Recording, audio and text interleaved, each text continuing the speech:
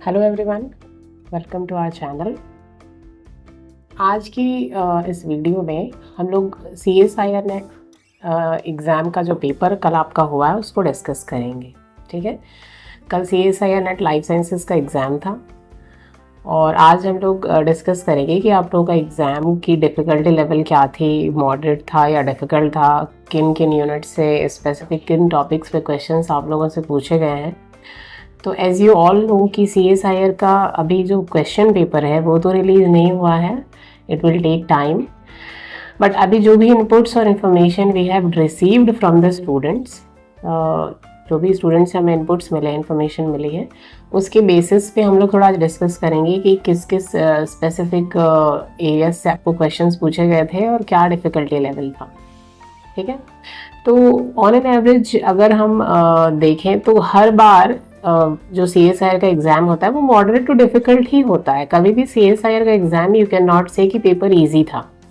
There is a difficulty level, both kind of questions are being asked, moderate to difficult.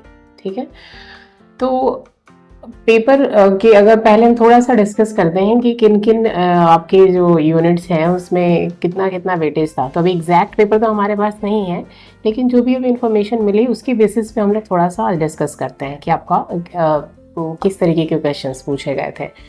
तो सबसे पहले हम part A की बात करते हैं। तो पार्ट ए में जो क्वेश्चंस थे मोर और लेस मॉडरेट लेवल के क्वेश्चंस थे। मतलब अगर आपने थोड़ी सी प्रिपरेशन, थोड़े से एफर्ट्स अगर पार्ट ए में डाले हैं तो you can solve 5 to 12 questions from part A. ठीक है, स्टूडेंट्स को भी पार्ट ए ऐसा सच कुछ बहुत ज़्यादा डिफिकल्ट नहीं लगा। पार्ट बी की बात करते हैं। तो पार्ट बी में वी ऑल नो कि फैक्ट बेस्ड डायरेक्ट क्वेश्चंस होते हैं वो। ठीक है, और उनका डिफिकल्टी लेवल भी आपका जो है वो मॉडरेट होता है। ऐसे बहुत ज़्यादा डिफिकल्ट नेचर के क्वेश्चंस आपसे पार्ट बी में नहीं पूछे जाते हैं।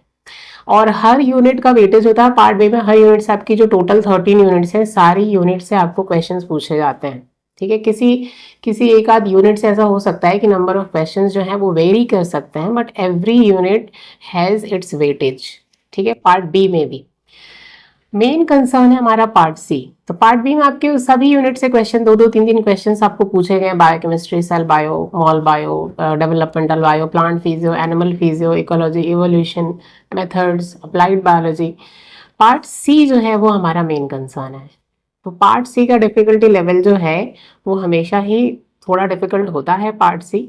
ठीक है, अब पार्ट सी की हम बात करें तो पहले मैं थोड़ा सा आप लोगों से डिस्कस करती हूँ कि स्पेसिफिक जितनी हमें इंफॉर्मेशन मिली है उसके बेसिस पे कि किस किस यूनिट से आपको किस किस एरिया से आपको क्वेश्चंस पूछे गए हैं अभी। ठीक है, अब हम यहाँ स्पेसिफिक शिफ्ट की बात नहीं कर रहे हैं, both including both the shift, morning and evening shift. ठीक है, जैसे हम यूनिट 1 की बात करें तो पार्ट सी में आपको बायोकेमिस्ट्री से यूनिट 1 जो है आपका, उससे आपको एंजाइम्स पे क्वेश्चन आया हुआ है।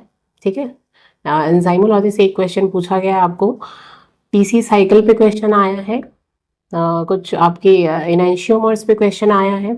ठीक है, ABZ DNA जो CSIR का एक फेवरेट टॉपिक है। ABZ DNA से हर बार, हर एक एवरी सिंगल टाइम, पिछली बार भी क्वेश्चन आया हुआ है, उसकी पिछली बार भी ABZ DNA पे क्वेश्चन आया हुआ है आप लोगों को। ठीक है, ग्रुप्स वगैरह पे क्वेश्चन पूछा गया है।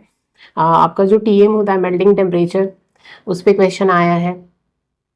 ठीक है, तो बायोकेमिस्ट्री हो गया। नेक्स्ट है आपकी जो सेकेंड यूनिट है, सेल बायो।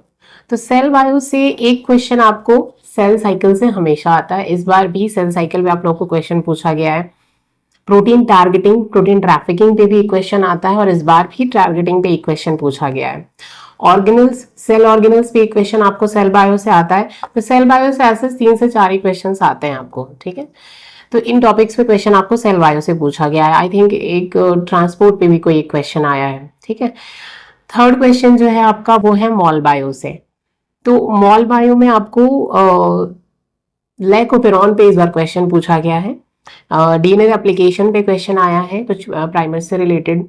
फिर आपको RNA पॉलीमरेज पे क्वेश्चन आया है, यानी कि ट्रांसक्रिप्शन पे बेस्ड क्वेश्चन आया है। राइबो स्विचेस, mRNA और siRNA पे भी एक क्वेश्चन किसी एक शिफ्ट में पूछा गया है। ठीक है, यानी कि रेगुलेशन ऑफ जीन एक्सप्रेशन वाले पार्ट से भी आपको क्वेश्चंस पूछे गए हैं। फिर सेल सिग्नलिंग की बात करें तो सेल सिग्नलिंग में कुछ स्पेसिफिक प्रोटीन्स पे क्वेश्चन आया है आपको। इम्यूनोलॉजी में इन्नेट इम्यूनिटी पे कुछ क्वेश्चंस पूछे गए हैं, और ईसीएम पे एक्स्ट्रा सेलुलर मैट्रिक्स पे बेस्ड भी एक क्वेश्चन आई थिंक इसमें पूछा गया है, ईसीएम के कुछ प्रोटीन्स पे बेस्ड। देन डेवलपमेंटल बायोलॉजी जो आपकी 5th यूनिट है, तो 5th यूनिट में आपका पैटर्न फॉर्मेशन इन ड्रोसोफिला से क्वेश्चन आया है, और इसमें एक अल्ट्राबायोथोरिक्स म्यूटेशन पे बेस्ड एक क्वेश्चन पूछा गया है। एबीसी मॉडल जो है आपका फ्लावर्ड अरेबिडोप्सिस थैलियाना में, उस पे एबीसी मॉडल पे बहुत सिंपल टॉपिक है ये, इस पे भी क्वेश्चन आया हुआ है आप लोगों को। यूनिट 6 की बात करें, दैट इज प्लांट फिजियोलॉजी। तो प्लांट फिजियोलॉजी में सबसे इंपॉर्टेंट टॉपिक जो है आपका फोटोसिंथेसिस एंड प्लांट हार्मोन्स, जिससे क्वेश्चंस हर बार पूछे जाते हैं। तो फोटोसिंथेसिस पे इस बार भी आप लोगों को क्वेश्चन पूछा है, कैम साइकिल, C4 साइकिल पे क्वेश्चन पूछा है आप लोगों से, प्लांट हार्मोन्स, ठीक है, प्लांट हार्मोन्स पे क्वेश्चन आया है। सेकेंडरी मेटाबोलाइट्स पे क्वेश्चन आया, आई थिंक मेवालोनेट पाथवे उसमें एक होता है, उस पर भी क्वेश्चन पूछा गया है, ठीक है। तो ये कुछ क्वेश्चंस आपके प्लांट फिजियो से हैं। एनिमल फिजियो की बात करें तो एनिमल फिजियो में इलेक्ट्रोकार्डियोग्राम पे आप लोगों से क्वेश्चन पूछा है।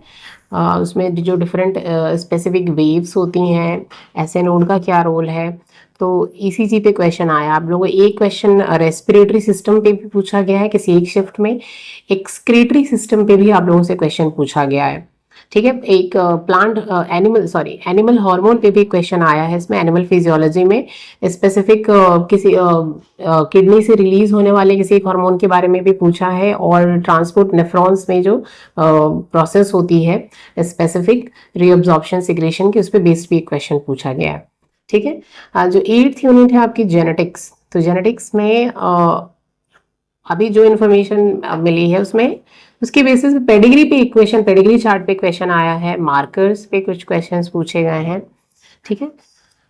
इकोलॉजी और इवोल्यूशन की बात करें तो इकोलॉजी में आप लोगों को काफ़ी अच्छे क्वेश्चंस पूछे गए हैं।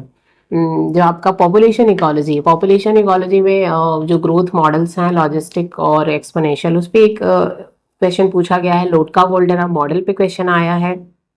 बायोडाइवर्सिटी हॉटस्पॉट्स पे आपको क्वेश्चंस पूछे गए हैं।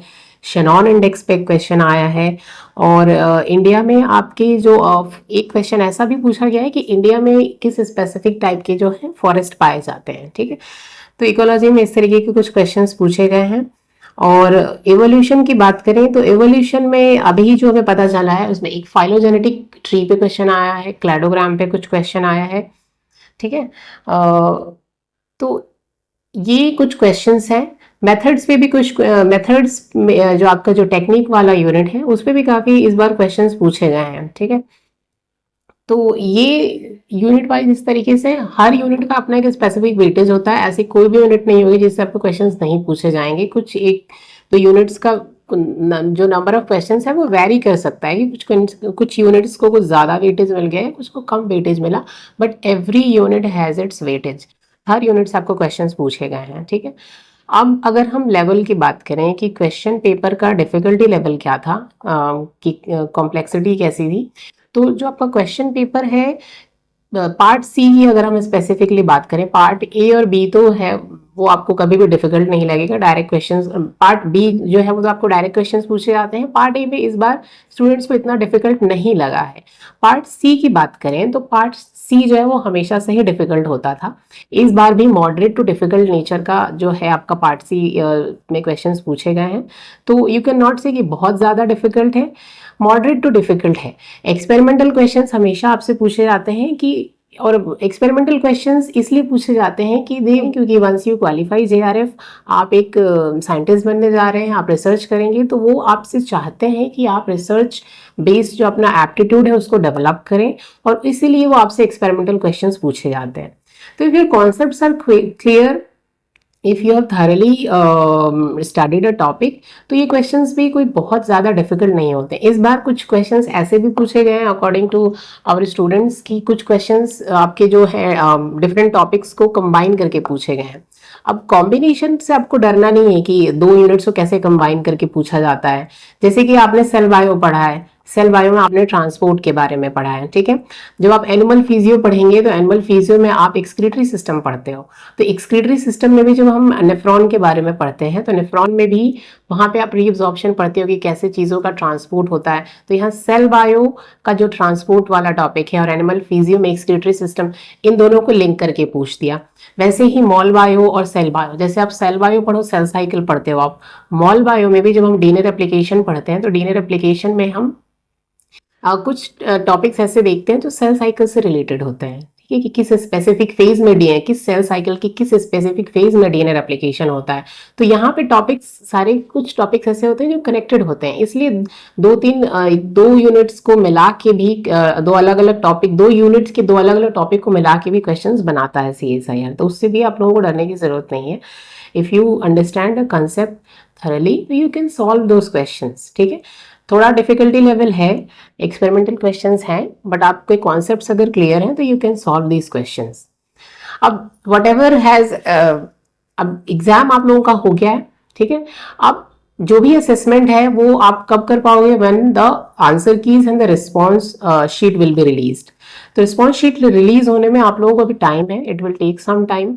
और CSIR का भी थोड़ा सा अनप्रिडिक्टेबल होता है कि कब वो आंसर कीज रिलीज करे, कब आपकी रिस्पॉन्स शीट रिलीज होगी, तो उतना टाइम अभी आपको वेस्ट नहीं करना है, ठीक है। What ever you could have done you have done. अब जो भी आपने एग्जाम में कर दिया है दैट हैज हैपेंड, ठीक है। अब आप लोगों को थोड़ा सा टाइम लेके अब नेक्स्ट एग्जाम की प्रिपरेशन स्टार्ट करनी है, which is the December 2024। So if you want to join you can contact us on the number that is mentioned on the screen. Thanks for watching and all the best for your preparation.